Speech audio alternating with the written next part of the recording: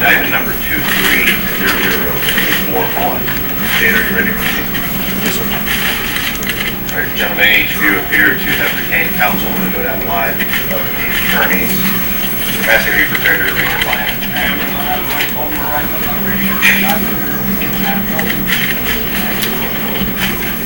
Just for purpose of the record, your client's name.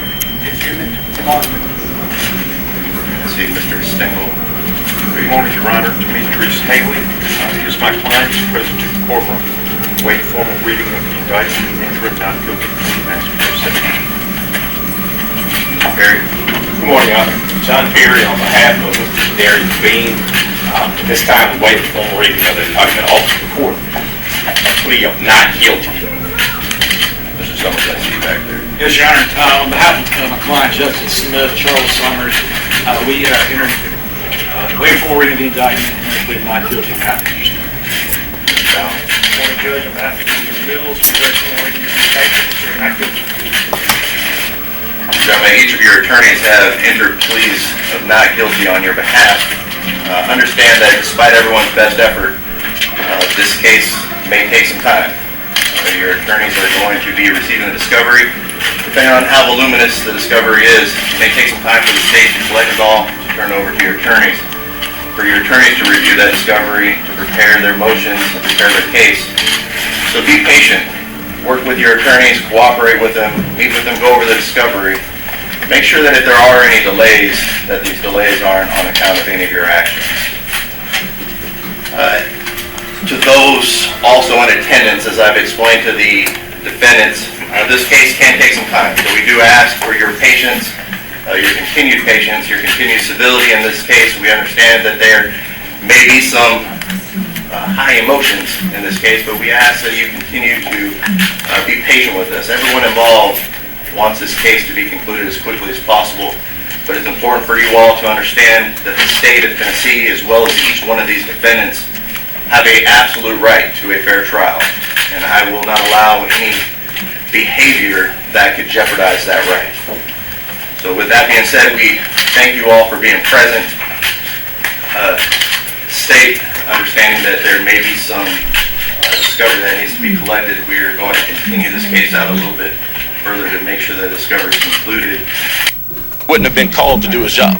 Is there anything you'd like to say to Up after a brief hearing, the first hearing in public, the first opportunity for these officers to plead not guilty, the defense attorney says justice for Tyree Nichols would not would not be represented in a wrongful conviction for his client.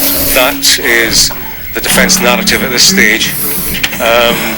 Let's go round. Something else is going on here. Somebody else is having verse on the matter.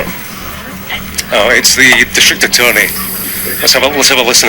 Assigned them the task of looking at these kinds of officer-involved fatality cases for an independent and objective review of those as well. Right, and I know the Scorpion unit, the practices, from what you've heard, how troubling has that been for you, given some of what you're trying to do as the newly elected DA? So I think I need to be careful as a sitting prosecutor when there are pending cases about characterizing these kinds of things, but I think it's fair to say that what we've learned so far is a cause for concern about an overall culture that needs to be revisited, and I think it really opens up the need for a broader conversation about police reform, not only here in Memphis and Shelby County, but I think across the country. What about specifically about supervision within the Memphis Police Department? Say again?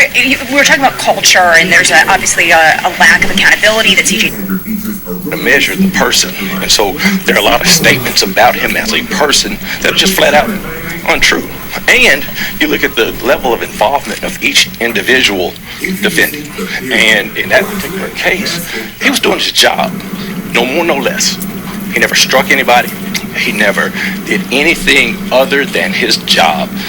Right now, we're in a posture that I've never seen a person charged before anybody knows the cause of death. There's no definitive information regarding cause of death at all. And so we got 5 individuals charged with murder. I represent 1, and it's an honor because at this point in time, I've never seen people jump to conclusions about an isolated part of a 2-minute excerpt about what was supposed to have happened on a particular night. And I stand by the notion that right now due process in this matter has not taken place properly. There should be justice for Tyree Nichols, absolutely. But I also stand by the fact that I am going to demand justice for Tadarius Bean. Has Mr. Bean made any statement to you? Written any statement? We heard from Is Mr. Bean? From Mr. Ballard.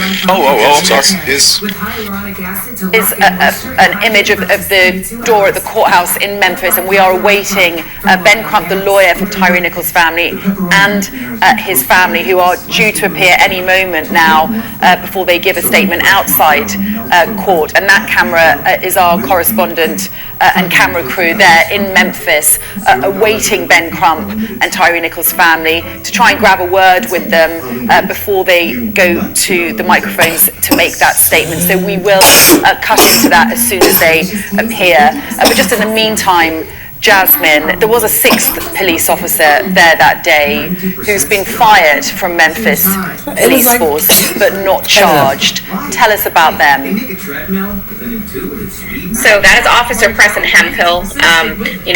First of all, he is a white officer, and so it's certainly concerning that, the only white officer who was involved in this incident that we know of so far, who was there on the scene and on the ground, has not been arrested. We know that he tasered Tyree Nichols. We know that he engaged in beating him without any justification when he was first pulled out of the vehicle. He made comments such as directing people to stomp his ASS. I don't want to, say that on camera. And then we also know that he lied and falsified information and evidence during the investigation. And so he needs to be charged with 2nd-degree murder, just like these other officers have been charged. I really want to go back, because I've been working alongside Ben Crump for 15 years now. I actually began working with Ben as a law student, and then when I graduated, became the head of his civil rights division, and one of my first cases ever was the Trayvon Martin case.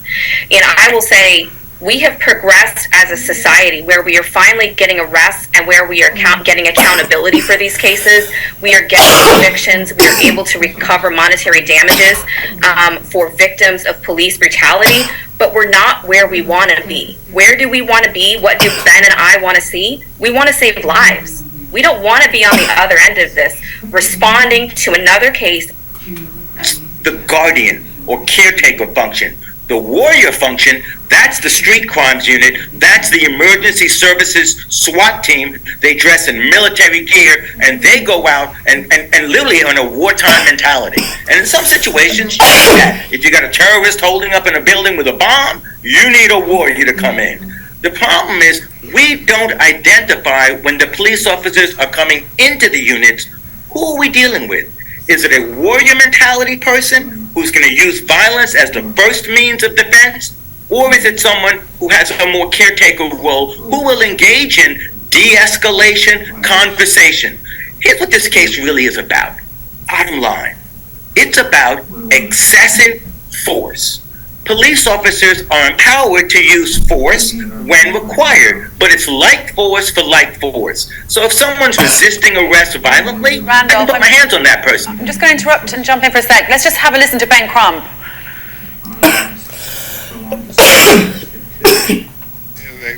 Ben, you're live on Sky News. Just very quickly, we'll watch your news conference. What did you think of this morning's events? The not guilty pleas. Yeah, people, man. What do you think? I told you, tough. I think, as Rovon said before, she got to this courtroom. She came here because she wanted them to look her in her face. And none of them had the courage to look her in her face. We'll talk at the press conference. Ben Crump, the lawyer for the family of Tyree Nichols, you heard him there.